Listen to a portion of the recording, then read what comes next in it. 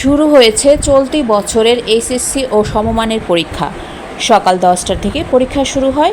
এবার কুমিল্লা শিক্ষা বোর্ডের অধীনে এইচএসসি পরীক্ষার্থী 1,12,964 জন। কুমিল্লা শিক্ষা বোর্ড সূত্রে জানা গেছে, এবছর কুমিল্লা শিক্ষা বোর্ডের অধীনে 6 জেলায় 432টি শিক্ষা প্রতিষ্ঠানের মোট 195 কেন্দ্রে পরীক্ষা নেওয়া হবে।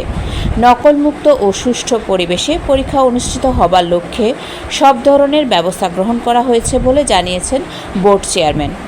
কুমিল্লা শিক্ষা বোর্ডের চেয়ারম্যান অধ্যাপক ডক্টর মুহাম্মদ নিজামুল করিম বলেন, এইচএসসি পরীক্ষা সুষ্ঠুভাবে অনুষ্ঠানের লক্ষ্যে জেলা উপজেলা প্রশাসন, পুলিশ এবং আইনশৃঙ্খলা বাহিনী সার্বিক সহযোগিতা প্রদান করবে।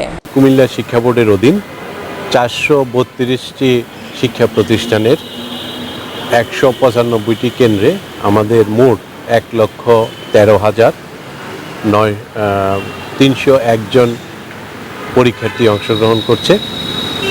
আজকে থেকে শুরু হয়ে 21 দিন ব্যাপী পরীক্ষা অনুষ্ঠিত হবে এবং আগামী 11 আগস্ট 2024 সালে আমাদের রিটেন পরীক্ষার কার্যক্রম সম্পন্ন হবে।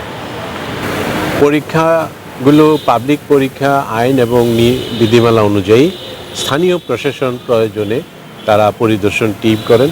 আমাদের বোর্ডের পক্ষ থেকে আমরা 6টি জেলায় প্রত্যেক দিন প্রতিটি পরীক্ষায় আমরা 6টি টিম প্রেরণ করেছি।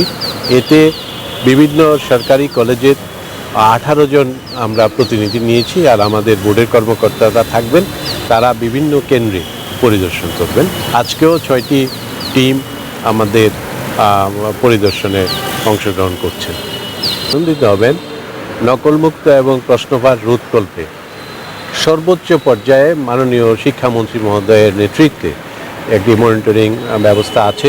সেখানে আইনশৃঙ্খলা রক্ষাকারী বাহিনীর জাতীয় পর্যায়ে যারা কর্মরত আছেন তাদের নিয়ে সমন্বয় করে কার্যক্রম পরিচালনা করা হয়। ইতিমধ্যে কোচিং সেন্টারগুলি বন্ধ রাখার জন্য নির্দেশনা দেওয়া হয়েছে। তাছাড়া পরীক্ষার যে প্রশ্নপত্র সংরক্ষণ এবং যে ব্যবস্থা, এটা আধুনিকায়ন করা হয়েছে। অ্যালুমিনিয়াম ফয়েলে খামবদ্ধ করা আছে, যেটা খোলার কোনো সুযোগ নেই, এবং কেন্দ্র ভারপ্রাপ্ত কর্মকর্তা এবং প্রশাসনিক যে তত্ত্বাবধান সেটা জোরদার করা হয়েছে। সুতরাং আমরা আশা করি এবারও প্রশ্নপত্র ফাঁস কিংবা নকলের কোনো সম্ভাবনা থাকবে না।